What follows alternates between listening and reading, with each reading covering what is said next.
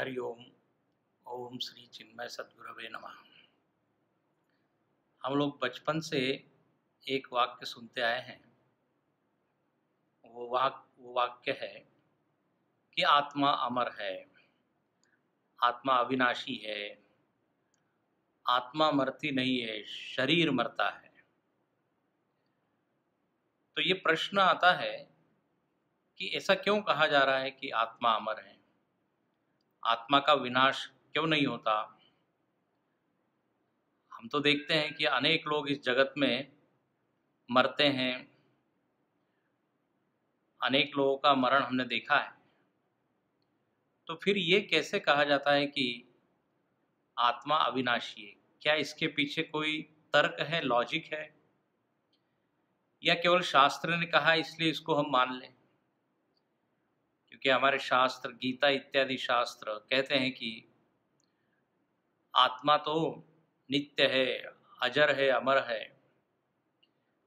जिनको ग्रंथों पर श्रद्धा है वो तो श्रद्धा से मान लेंगे, लेकिन जो लॉजिकली समझना चाहते हैं कि इसके पीछे आफ्टर क्या तर्क है, क्या कारण है, तो आज थोड़ा-सा हम इसको समझने का प्रयत्न करेंगे।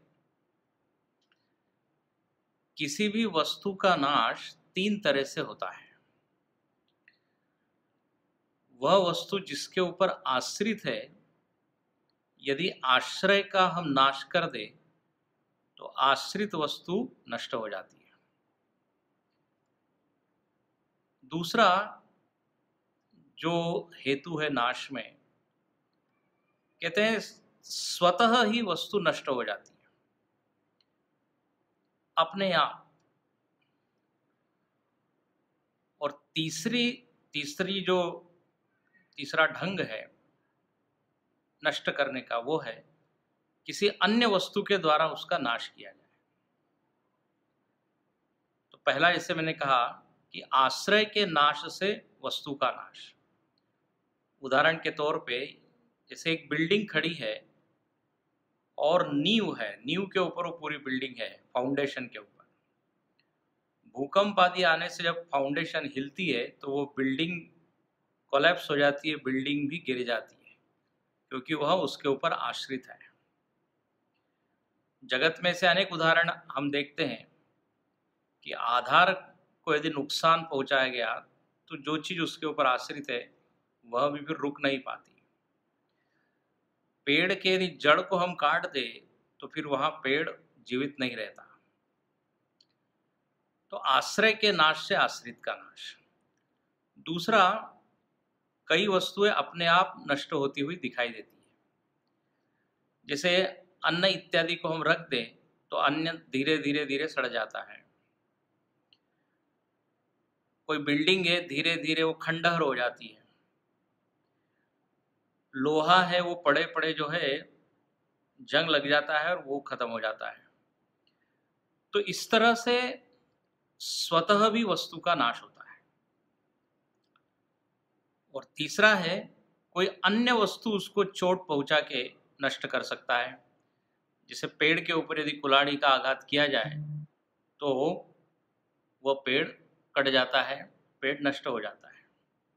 बिल्डिंग को भी हम क्रेन इत्यादि से तोड़ सकते हैं। अब आत्मा के संदर्भ में जब हम देखते हैं तो यह तीनों प्रकार से नाश यहाँ पर संभव नहीं है। पहला जो कहा कि आश्रय के नाश से आश्रित का नाश होता है, तो आत्मा का तो कोई आश्रय है नहीं कि जिसके नाश से हम आत्मा को खत्म कर दें। वास्तव में आत्मा के ऊपर सारी चीज आश्रित है। हमको लगता है कि शरीर का आश्रय, शरीर आत्मा का आश्रय है, ऐसा लगता है, लेकिन है बात ठीक उल्टी। आत्मा के ऊपर शरीर आश्रित है। इसलिए आत्मा तो स्वतः सिद्ध है, उसके लिए कोई आधार की जरूरत नहीं है, वो अधिष्ठान है। इसलिए आश्रय के नाश से आत्मा का नाश हो नहीं सकता। दूसरी बात, आत्मा को कोई अन्य वस्तु भी नष्ट नहीं कर सकती, क्योंकि उसी वस्तु का नाश होता है जिसमें कोई अवयव होता है, कोई अंग होता है। जैसे आप किसी शरीर को आप चोट पहुंचाकर उसको मार सकते हैं, हाथ पैर पर चोट करके, लेकिन जो वस्तु निराकार है, उस निराकार के ऊपर कैसे हम आघात करेंगे? इसीलिए गीता में लिखा है, नैनम छिन्दन्ति शस्त्राणि नैनम दहति पावक। शस्त्र उसको काट नहीं सकते, अग्नि उसको जला नहीं सकती।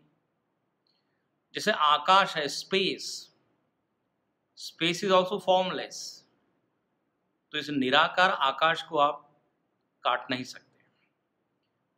तो निराकार, निरवयव, निरंश होने के कारण आत्मा किसी अन्य वस्तु के द्वारा नष्ट नहीं होती। और तीसरी बात, आत्मा का स्वतः नाश भी नहीं होता, क्योंकि आत्मा का हमको सतत भान है कि मैं हूं। अपना शरीर बदल रहा है, अपनी अवस्था बदल रही है, अपने शरीर का आकार बदल रहा है, मन का वातावरण बदल रहा है, इंद्रियों की शक्ति बदल रही है। लेकिन एक चीज हमको सतत अनुभव में आती है कि जो बचपन में मैं था वही आज मैं हूं। एक ऐसा अस्तित्व है जो सतत है, जो पहले था वही आज है। इसको शास्त्रीय भाषा में कहते हैं प्रत्यभिज्ञा। हमको सतत प्रत्यभिज्ञा होती है। प्रत्यभिज्ञा मतलब जो पहले था वही आज है। तो पूरे जीवन भर हमको ये भान रहता है कि मैं हूं, मैं हूं। तो इसलिए स्वतः नाश होता नहीं। यदि मेरा नाश अवस्था के बदलने से हो जाता तो मुझको यह अनुभव होता कि अब मैं नहीं रहा, अब मैं नहीं हूं। लेकिन अवस्थाएं आती जाती रहती है, लेकिन वह अवस्था में अहम बदलता नहीं है। तो स्वतः ही इसमें परिवर्तन होता नहीं। अब देखिए, इस पर थोड़ा और विचार करें। हम जब सुषुप्ति में जाते हैं, नींद में जाते हैं, तो ऐसा लगता है कि मैं हूं ही नहीं। जब हम नींद में होते हैं तो मेरा अभान होता है। लेकिन हमको ये डर नहीं लगता कि मैं अब नींद में जा रहा हूं तो अब मैं रहूंगा ही नहीं, मेरा अस्तित्व ही नष्ट हो जाएगा। ऐसा नहीं होता। नींद और मरण को यदि हम देखें, यदि कोई दो व्यक्ति, कोई एक सोया हुआ है और एक मृत है, दूर से देखने पर लगता है दोनों बराबर है। क्यों दोनों बराबर लगते हैं? क्योंकि उसमें कोई हमको भान ज्ञान दिखता नहीं, दोनों को ही अपना ज्ञान नहीं। लेकिन दोनों में एक बहुत बड़ा फर्क है। जो सोया हुआ है वह जागता है, लेकिन जो मृत है वो जागता नहीं है। सुषुप्ति भी मरण जैसी है, लेकिन फर्क ये है, सुषुप्ति और मरण में, सुषुप्ति में उसी देह में हम फिर जागते हैं, बल्कि वही मैं, उसी शरीर में मैं रहता हूँ। जो सोने के पहले था वही सोने के जागने के बाद है। लेकिन मरण में हम नए देह में जागते हैं, यही फर्क है। सुषुप्ति में आभान होता है लेकिन मरण होता नहीं।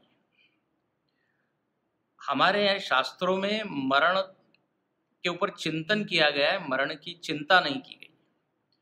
कहते हैं मरण भी एक अवस्था है। यदि इस पूरे आयु में, पूरे जीवन भर मैं यदि मरा नहीं, मैं यदि बदला नहीं, तो शरीर के मरने से भी मैं नहीं मरूंगा। मृत्यु मतलब केवल शरीरांतर में अस्तित्व का जाना है। इसलिए कहा गया है कि वासांसि जीर्णानि यथा विहाय। जैसे हम वस्त्र बदलते हैं उसी तरह हम शरीर बदलते हैं। तो स्वतः नाश नहीं है, क्योंकि इसमें सबसे बड़ा प्रमाण है कि मेरी सतत प्रत्यभिज्ञा होती है, मैं हूं, मैं हूं, मैं हूं। और एक और बात बता के हम पूर्ण करें, आज तक किसी को मरण का अनुभव नहीं हुआ है। कोई भी ये नहीं कहता कि मैं मर गया।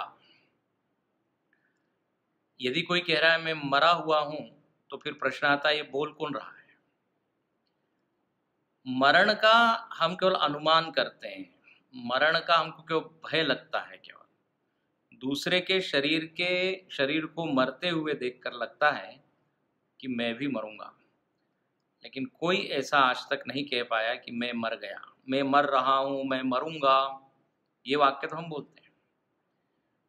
तो यह अनुभव नहीं है। जैसे सुषुप्ति में हम जाते हैं, तो सुषुप्ति का हमको अभ्यास है। रोज़ हम जाते हैं, डर नहीं लगता, बल्कि सुषुप्ति में जाने के लिए हम उत्सुक होते हैं। तो अभ्यास से सिद्ध है, क्योंकि मालूम है कि मेरा अस्तित्व वहाँ पर खत्म नहीं होगा। जो ज्ञानी पुरुष होते हैं, उनको भी ठीक ऐसा ही अनुभव होता है कि देह के पश्चात भी मैं मरने वाला नहीं हूँ, मैं अमर हूँ। इसलिए उपनिषदों में बार-बार एक वाक्य आता है, अमृतत्वम ही विन्दते। स्वामी विवेकानंद जी भी कहते थे कि हम अमृत के पुत्र हैं, मतलब अमृत स्वरूप है। तो इस तरह तर्क से, युक्ति से भी ये सिद्ध होता है कि आत्मा अविनाशी है। यदि किसी को ये ज्ञान हो जाए, तो वह व्यक्ति मृत्यु के भय से मुक्त हो जाता है। हरि ओम।